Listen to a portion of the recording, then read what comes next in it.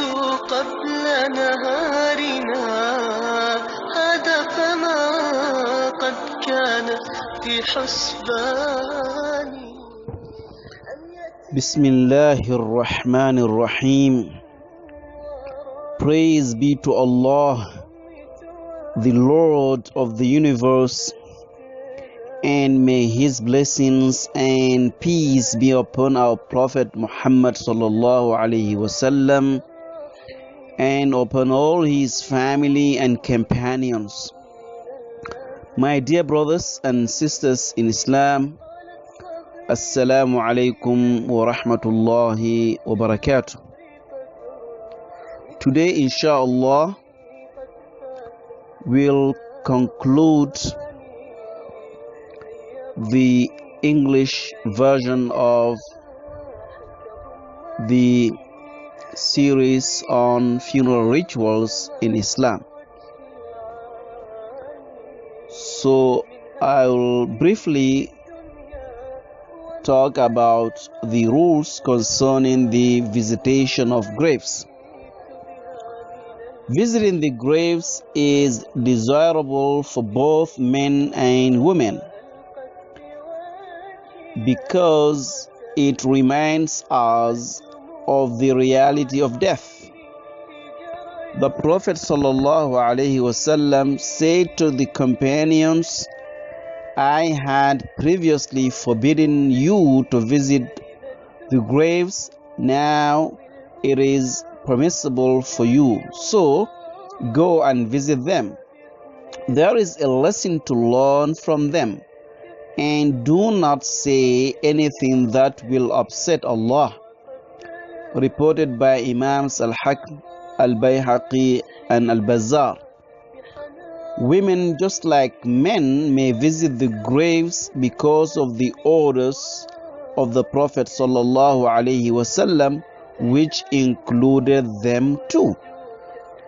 Also, women will share with men the same wisdom that can be learned from visiting the graves. And also, when Aisha radiallahu anha asked the Prophet sallallahu alaihi wasallam what she could say when she visits the graves, the Prophet told her what she should say and did not prevent her from visiting the graves. He said to her, Say, Aisha, peace be upon the believing men and women dwelling here. May Allah grant them mercy. Or may Allah grant mercy to those who have preceded us and those who are to follow them. Certainly, Allah willing, we will join you. Reported by Imams Muslim and Nasai. The opinion for men as well as women to visit graves has been adopted by Imam Malik, some Hanafi scholars, and even one report from Imam Ahmad. It is, however, important that the women must be dressed according to the Sharia rules and be accompanied by al-mahram. Whoever pays a visit to a grave, you should face the deceased, greet and supplicate for him or her, as the Prophet used to do while he visited graves. So I will mention here prohibited acts while visiting the graves. No wiping hands over the graves. No kissing or going around them. No sacrificing animals for the dead. No sitting on the grave or working on top of them. no praying toward the graves, no breaking the bones of the dead, no placing pictures or flowers on top of the grave. My brothers and sisters, before I conclude this series, we need to emphasize that we must remember that death is inevitable, unavoidable, and inescapable. And everything except the Almighty Allah, of course, will perish, will come to an end one day, no matter how everlasting, no matter how durable. Signs of death can be seen all over, all around us. At funerals, we see people who were once with us, who were once eating with us, who were once praying with us, who were once working among us, being buried in their graves alone. My brothers and sisters,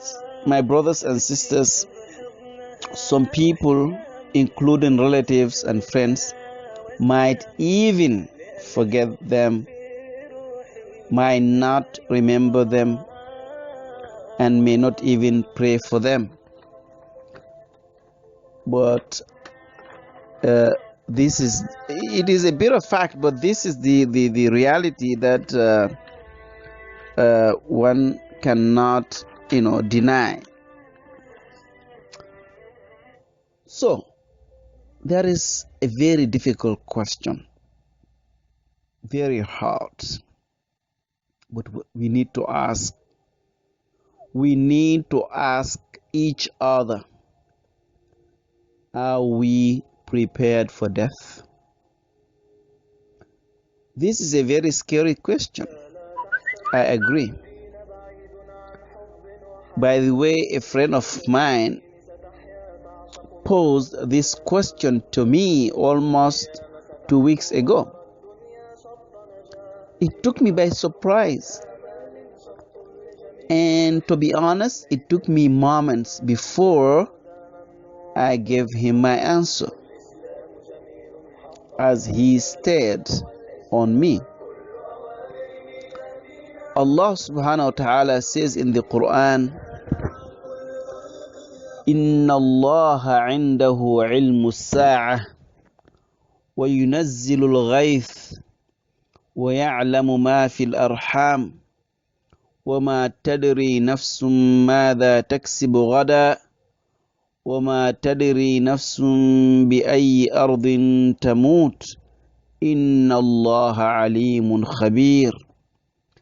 Verily, the knowledge of the hour is with Allah. When the hour is due, nobody knows.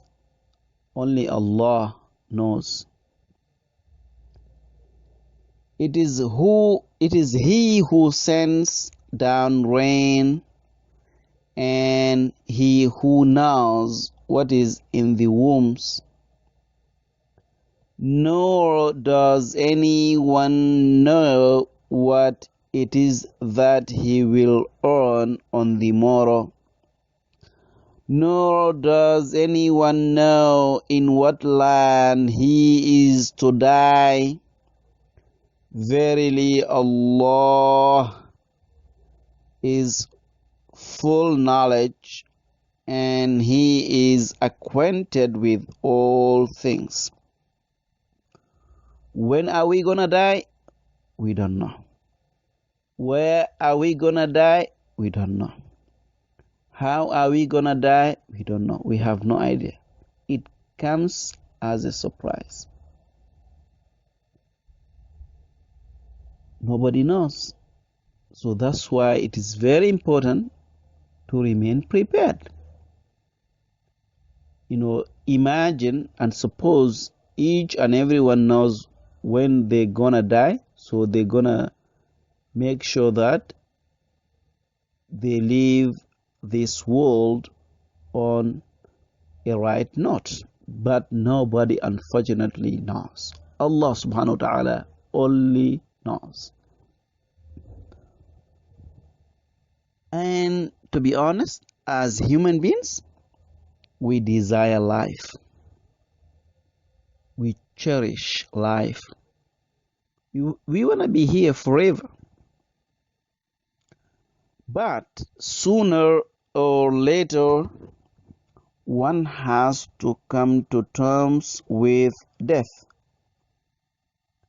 Just as he or she is at the peak,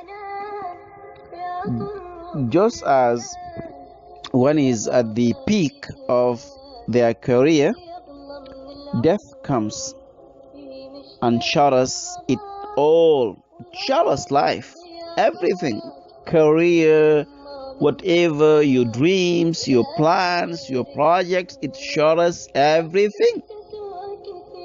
Suddenly, he or she has to face a world for which they have made no preparation. So, let's be prepared. That is the lesson, and that is the message that I would like to convey. And that is the message with which I would like to conclude this series. May Allah subhanahu wa ta'ala shower us with His abundant blessings. May He guide us and keep us firm and steadfast on the right path. May Allah subhanahu wa ta'ala safeguard the Gambia, our motherland, and may He unite all of us. And may Allah subhanahu wa ta'ala safeguard all Muslim countries. May Allah bring all those fitnas to an end, so that people can live in peace and prosperity. Wassalamu alaikum wa rahmatullahi wa barakatuh. وراحتي بوسة يديك قلبي الصادق يبيك وانتي أغلى من العيون